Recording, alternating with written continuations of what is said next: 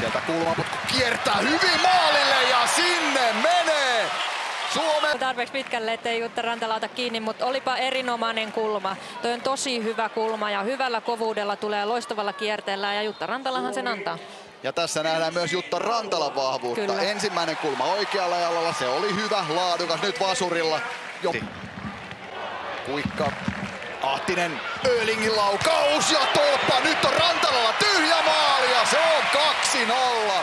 Suomi tekee tällä hetkellä mitä lystää ja hienon painoinen tuo Olga Ahtisen syöttö. Aika pieneen ikkunaan Öhlingille. Öhling ei vielä osu, mutta nyt Jutta Rantala saa myös palkinnon.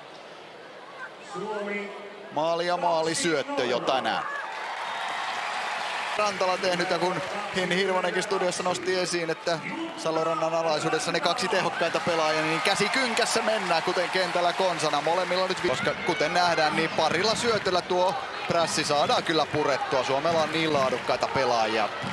Pikkujämsä, Kosola, ja nyt Kosola kohti maalia. Kosola tällä ja 3-0.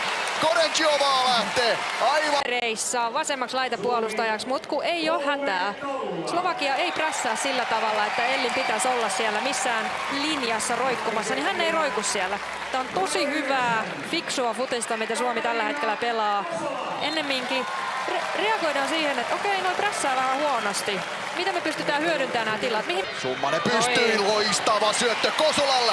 Kosola nokikkain, Korenchiovan kanssa, Kosola ja 4-0! On ollut valmis lähteä näin hyökkäyskiin, on tullut puolustamaan alas ja taas tässä näin. Jalat riittää ja lähdetään vieläkin mukaan hyökkäykseen. Aivan loistava juoksu, mutta olipa kiva syöttö.